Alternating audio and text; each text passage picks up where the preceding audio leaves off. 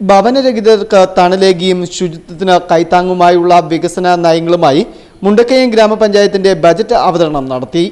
കൃഷി, മാലിന്യ നിർമ്മാർജ്ജനം, ലൈഫ് ഭവന പദ്ധതി എന്നിവയ്ക്ക് പ്രത്യേക ഊന്നൽ നൽകിക്കൊണ്ടുള്ള 2026-27 സാമ്പത്തിക വർഷത്തെ ബജറ്റാണ് അവതരിപ്പിച്ചത്. മുണ്ടക്കയം ഗ്രാമപഞ്ചായത്ത് പ്രസിഡന്റ് സൂസമ്മ മാത്യു അധ്യക്ഷത വഹിച്ച യോഗത്തിൽ vice president Rajani Shaji budget അവതരിപ്പിച്ചു. 37,80,83,166 രൂപ വരുമാനവും 27,33,43,436 രൂപ ചെലവും പ്രതീക്ഷിക്കുന്ന ബജറ്റാണ് അവതരിപ്പിച്ചത്. സർക്കാർ ആവിഷ്കരിച്ച ലൈഫ് പദ്ധതി പ്രകാരം അർഹരായ എല്ലാ കുടുംബങ്ങൾക്കും വീട് എന്ന സ്വപ്നം സാക്ഷാത്കരിച്ചു കൊടുക്കുക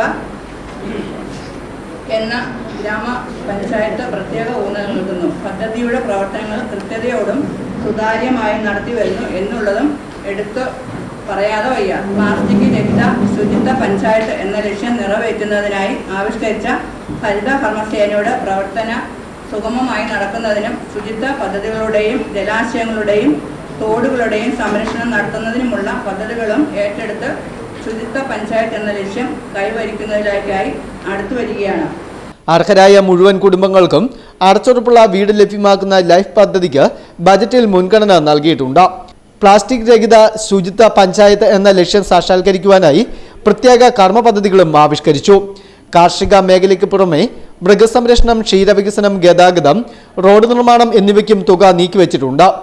ആരോഗ്യ മേഖലയിൽ പാലിയേറ്റീവ് കെയർ സംവിധാനം ശക്തമാക്കുന്നതിനും വയോജനങ്ങളുടെ ക്ഷേമം, സ്ത്രീ ശാക്തീകരണം, കുട്ടികളുടെയും ഭിന്നശേഷിക്കാരുടെയും ഉന്നമനം എന്നിവ ലക്ഷ്യമിട്ടുള്ള വിവിധ സാമൂഹിക ക്ഷേമ പദ്ധതികളും ബജറ്റിലുണ്ട്.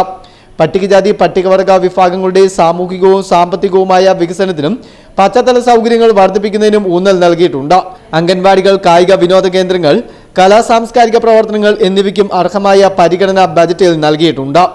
ത്രിതല പഞ്ചായത്ത് പ്രതിനിധികൾ, പഞ്ചായത്ത് സെക്രട്ടറി ഷാഹുൽ അഹമ്മദ്, രാഷ്ട്രീയ കക്ഷി പ്രതിനിധികൾ, വ്യാപാരി വ്യവസായി സംഘടനാ ഭാരവാഹികൾ തുടങ്ങിയവർ ബജറ്റ് അവതരണത്തിൽ സന്നിഹിതരായിരുന്നു. Fest news, Mundakayam.